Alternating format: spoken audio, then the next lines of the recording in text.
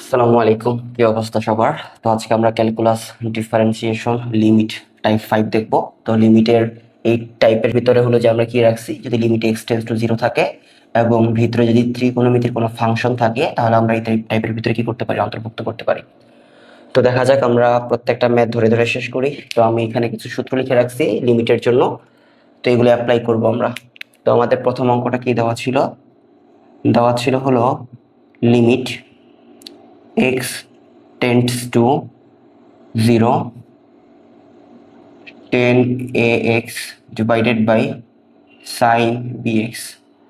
আচ্ছা, আমরা একটু ফর্মুলা দেখি যে এখানে সূত্রে কি বলছে আমাকে। এখানে টেন আর সাইন মিক্সড করেছিল, বাট এখানে দেখো সাইনের আলাদা সূত্র দুইটা আছে, টেনের দুইটা আলাদা সূত্র আছে। তো সূত্রগুলো একটু আমরা বুঝি যে আমার এখানে কি বলছে। বলছে যে লিমিটে যদি এক্স টেন্স টু জিরো থাকে এবং যদি সাইন এক্স বাই এক্স থাকে তাহলে এখানে কি হবে, ওয়ান হবে। এটাও একই রকম, জাস্ট লবের জায়গায় হর গেছে, হরের জায়গায় লব গেছে। তার মানে দুইটাই কিন্তু সিমিলার ধরতে গেলে। টেনেরটাও একই রকম, কোনো পার্থক্য নেই। টেন এক্স বাই এক্স একটা হবে আর একটা এক্স বাই টেন এক্স হবে। এখন কথা হলো, এখানে তো সাইন এক্স ছিল, এক্স এর পাশে কোনো কিছু আছে নাই, কিন্তু এখানে এক্স এর পাশে কি আছে, এ আছে। আবার সাইন এক্স এর পাশে কি আছে, বি আছে। যদি এরকম কেস এরাইজ হয় যে এক্স এর পাশে কোনো কিছু আছে, তাহলে সেই ক্ষেত্রে আমরা কি করব, মনে রাখতে হবে যে যদি আমার এইখানে কোণে কোনো কিছু থাকে, ধরো এক্স আছে, এ এক্স দিচ্ছে, আমরা এ এক্স না, ধরো এখানে যদি সি এক্সও হয় তাহলে আমার লিমিটও সি এক্স থাকতে হবে, নিচেও কি থাকতে হবে, সি এক্স থাকতে হবে। যদি এই তিন জায়গায়, এই জায়গায়, এই জায়গায়, এই জায়গায়, তিন জায়গায় যখন মিলে যাবে তখনই শুধুমাত্র এই সূত্রটা কি করতে পারবো, আমরা অ্যাপ্লাই করতে পারবো। এছাড়া কিন্তু সূত্রটা অ্যাপ্লাই করা যাবে না। এখন যদি এখানে গরু থাকে, ধরো কোণের এখানে গরু আছে, সাইন গরু, তাহলে আমার নিচে গরুই রাখতে হবে। আমার এখানেও লিমিটে কি রাখতে হবে, গরুই রাখতে হবে। বুঝা গেছে? একই রকম সব ক্ষেত্রে। তার মানে সাইন অথবা টেনের সাথে কোন হিসাবে যে থাকবে তাকে লিমিটেও থাকতে হবে, তাকে সংখ্যাতেও কি করতে হবে, থাকতে হবে। যে আমার এখানে এক্স এর এখানে সেটা থাকতে হবে। এখন আমরা আসি, হিসাব করি। এখন কথা হলো, টেন আর সাইন তো একসাথে কোনো সূত্র নেই, তাহলে সেক্ষেত্রে আমরা কি করব, আমরা এটাকে কি করব, সূত্রে নিয়ে আসবো, সূত্রের ফরম্যাটে। তাহলে আমার উপরে ছিল টেন এক্স, তার মানে আমার নিচেও কি দরকার, একটা এ এক্স দরকার, তাই না?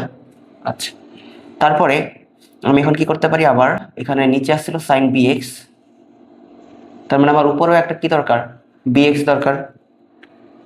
কারণ আমি কি বলছিলাম একটু আগেই, যে সাইন বা টেনের সাথে যা থাকবে তাই কি করতে হবে আমাকে, এই যে উপরে বা নিচে আমার তাই রাখতে হবে। তাহলে এখানে এ এক্স ছিল, তার মানে নিচেও এক্স রাখতে হবে। এখানে বি এক্স ছিল, আমার এখানে কি করতে হবে, বি এক্স রাখতে হবে। এখন দেখো তো কি কি বেশি এনে ফেলছি। আমি উপরে কি একটা বি বেশি এনে ফেলছি না, বি কি উপরে ছিল না, তাহলে আমার কি করতে হবে, ব্যালেন্স করতে হবে। তাহলে কই দিব, নিচে। এ কই আসছে, একটা অতিরিক্ত, নিচে একটা এ চলে আসছে না।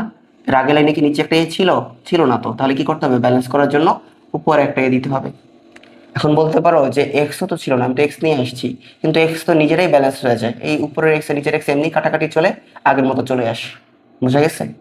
এখন আমার আরো কিছু জিনিস ব্যালেন্স করতে হবে। কি ব্যালেন্স করতে হবে, লিমিট। একটু আগে বলছি যে টেন বা সাইনের সাথে যা থাকবে লিমিটও কি করতে হবে, তাই রাখতে হবে। আমরা এর আগের টাইপগুলোতে লিমিটের কিছু ধর্ম পড়া হয়েছিল, যে যদি গুণ আকারে কোনো কিছু থাকে তাহলে আমরা কি করতে পারি, আলাদা আলাদা করে লিমিট ব্যবহার করতে পারি। তাহলে টেন এর জন্য একটা লিমিট ব্যবহার করব। তো আমার এখানে টেন এ কি ছিল, এ এক্স ছিল, তার মানে এখানে এক্স এর পরিবর্তে আমার কি দরকার, এ এক্স দরকার। আমাকে একটু বলো তো, এক্স এর মান যদি জিরো হয় তাহলে এ এক্স এর মানও কত হবে, জিরো না? কারণ আমি জিরোর সাথে যাই গুণ করি না কেন কি হবে, জিরোই হবে। তার মানে আমি এখানে এক্স টেন্স টু জিরোর পরিবর্তে কি লিখতে পারি, A X tends to zero লিখতে পারি। তাহলে আমার এখানে কি আছে বলো তো, tan A X divided by A X. তার মানে এই একটা ফর্মুলার মতো আমরা নিয়ে আসলাম। এবার সাইনের জন্য কি করবো, আমরা আর একটা লিমিট ব্যবহার করব। তাহলে আমরা এখানে কি লিখবো, লিমিট। আবার দেখো সাইনের পাশে কি ছিল, বি এক্স, তার মানে আমরা এখানে কি বলতে পারি, B X tends to zero বলতে পারি। তার মানে এই একই রকম, যে যদি এক্স টেন্স টু জিরো হয় তার মানে বি এক্স টেন্স টু কি হবে, জিরোই হবে। তাহলে উপরে এখানে কি আছে, বি এক্স, নিচে আছে আমার সাইন বি এক্স।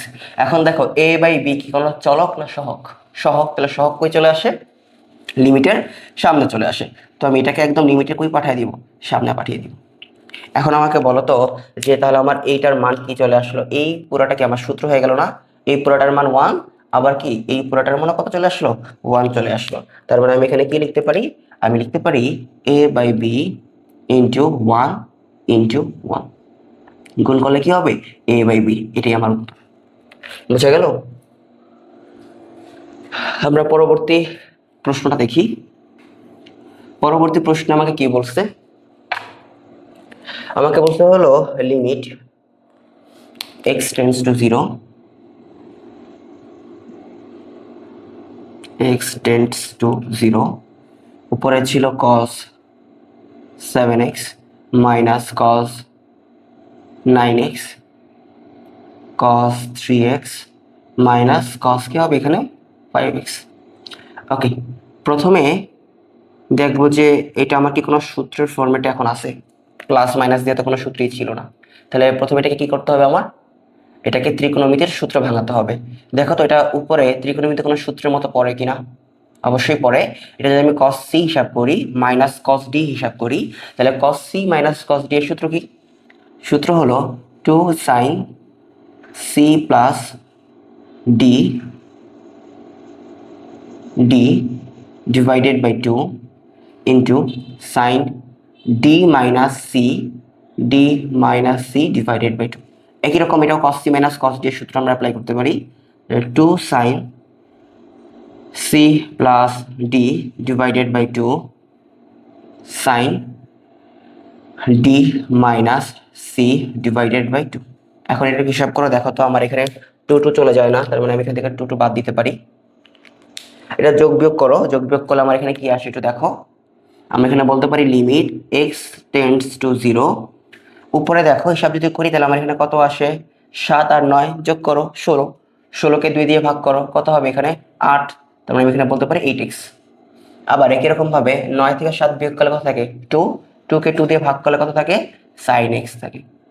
একই প্রসেস, এটাও আমি আগাই। তাহলে আমার এখানে কত 3 আর 5 যোগ করলে হয় 8, 8কে 2 দিয়ে ভাগ করলে কত হবে 4x, 5 থেকে 3 বাদ দিলে থাকে 2, 2 কাটাকাটি কি করলে কি থাকে আমার এখানে sin x। তার মানে এখান থেকে আমি আবার sin x বাদ দিতে পারি, ক্যান্সেল করতে পারি। তাহলে আমার এখানে কি থাকতেছে আলটিমেটলি? আমার এখানে থাকতেছে হলো লিমিট x টেন্ডস টু 0, আমার উপরে থাকতেছে sin 8x, নিচে থাকতেছে আমার sin 4x। এখন দেখো দুইটা সাইন আছে, বাট দুইটা সাইন একসাথে কোনো ফর্মুলা আছে আমার কাছে নাই তো। তার মানে কি করব, দুইটা সাইনকে দুইটা সূত্রে আমি বানাবো। তাহলে দেখি কিভাবে বানানো যায়।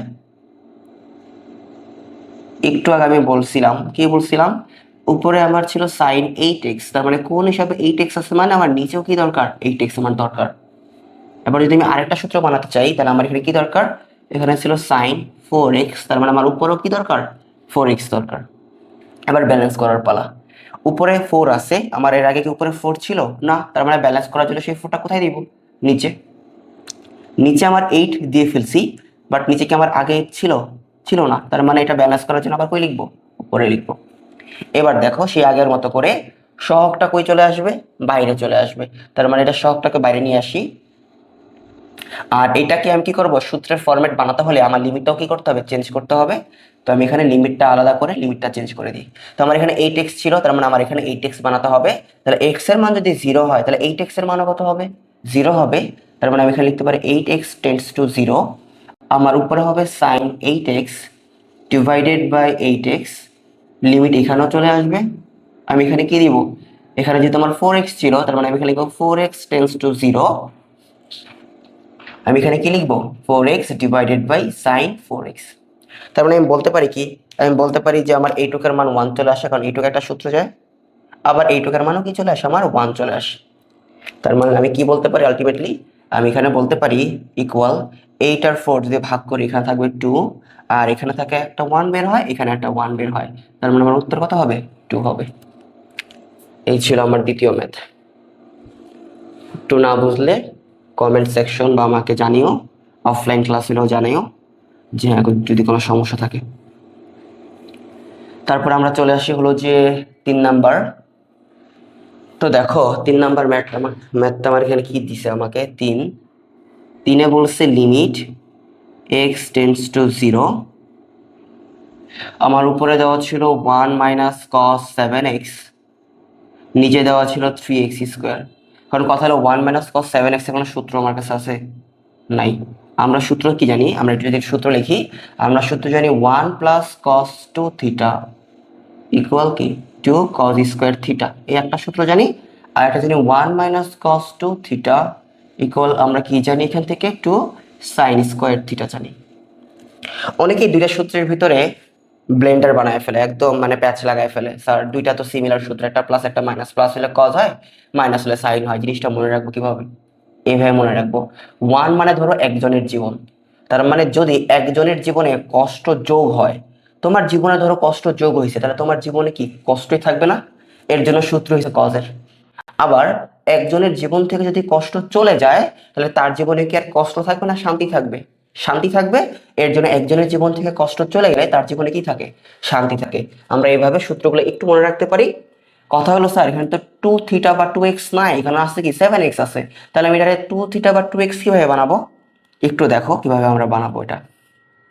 আমরা 1 মাইনাস কস, সূত্রের জন্য 2 দিলাম, আর এখানে আমার ব্যালেন্স করার জন্য নিচে একটা 2। তাহলে দেখো এই যে 1 মাইনাস কস 2, আর এই পুরোটাকে আমরা কি ধরবো? থিটা ধরবো। এখানে আমার ছিল 3x স্কোয়ার ইকুয়াল, এখন আমার এখানে আছে লিমিট x টেন্স টু 0। সূত্র কি? একজনের জীবন থেকে কষ্ট চলে যাচ্ছে, তাহলে কষ্ট চলে গেলে তার জীবনে কি থাকে? শান্তি থাকে। তাহলে সূত্র হবে 2 সাইন স্কোয়ার থিটা। তাহলে আমার এখানে থিটার পরিবর্তে কি ছিল? 7x/2 ছিল, আর এখানে আমার 3x স্কোয়ার। এবার দেখো, এবার দেখো আমরা কি করব। এখানে সহগ কে আছে? 2/3 সহগ আছে না? তো আমরা 2/3 সহগটাকে আগে থেকে বাইরে নিয়ে আসি। লিমিট দিলাম, x টেন্স টু 0 দিলাম। এখন উপরে কি ছিল? Sign 7x/2। তাহলে আমার নিচেও কি লাগবে? নিচেও 7x/2 লাগবে। উপরে স্কোয়ার ছিল না, তার মানে আমি এটাকে কি করতে পারি? হোল স্কোয়ার দিতে পারি। বুঝা গেছে? এবার আসি আমরা একটু ব্যালেন্স করি। ব্যালেন্স করবো, দেখো কিভাবে ব্যালেন্স করি। নিচে এক্স স্কোয়ার ছিল, এখানেও দেখো এই যে এক্স এর উপর স্কোয়ার আছে, কিন্তু এইখানে আমার কত ছিল? কত ছিল? 7/2 হোল স্কোয়ার আছে। তার মানে আমার এখানে কি 7/2 হোল স্কোয়ার ছিল? ছিল না তো। তাহলে আমি এখানে কি করব? আমি এখানে 7/2 হোল স্কোয়ারটাকে কি করব? গুণ করে দিব, যাতে আমাদের কি করতে পারি? আমরা এখানে ব্যালেন্স করতে পারি। বুঝা গেছে? এবার দেখো সহগটা কই চলে আসবে? বাইরে চলে আসবে। তো আমি এখানে লিখতে পারি 2/3 ইন্টু, এটাকে বাইরে নিয়ে আসো, 7×7 = 49, 2 দোকানে কত হবে? 4 হবে, ইন্টু। এখন এটা সূত্র বানানোর জন্য আমার কি করতে হবে? আমার কোণের সাথে মিলাতে হবে। যদি x এর মান 0 হয়, তাহলে 7x/2 এর মান কত হবে? 0 হবে। তার মানে আমরা এখানে কি বলতে পারি? Limit 7x/2 tends to 0। আমি এখানে কি বলতে পারি? আমি বলতে পারি হলো সাইন 7x/2, নিচেও আমার 7x/2, তার উপরে কি আছে? স্কোয়ার আছে। এখন দেখো, এখন আমাদের এখানে পুরোটার মান কি আসে? 1। 1 এর উপরে স্কোয়ার দিলে কি হবে? সে 1ই হবে। তার মানে পুরোটার মান আমার 1 হয়ে যাইতেছে। এখন শুধুমাত্র এইটুকু ক্যালকুলেশন করো, দেখো আমার এখানে ক্যালকুলেশন করলে কত হয়, সেটাই আমার উত্তর। তার মানে এখানে ক্যালকুলেশন করে বসায় দাও, কত থাকে দেখো। তাহলে আমার এখানে কত থাকে? এখানে থাকে 2, এখানে থাকে 49 উপরে, আর এখানে কত থাকে? আমার 3 দোকানে 6 থাকে। এই তো। আর এখানে 1 এর উপর স্কোয়ার হবে, তো এটা দেওয়া যে কথা, না দেওয়া কি কথা, চাইলে দেখাতে পারো, নাও দেখাতে পারো, সমস্যা নেই। বুঝা গেছে এটা? যদি বুঝে থাকো তাহলে আমাদের পরবর্তী প্রশ্নে আসি। এটা তোমরা চাইলে এটা ট্রাই করতে পারো, বাসায় একটু ট্রাই করো এটা। যদি সমস্যা আমাকে জানিও, আমি এটা করে দেওয়ার চেষ্টা করবো। তাহলে এই পর্যন্ত থাকো আজকে, ধন্যবাদ।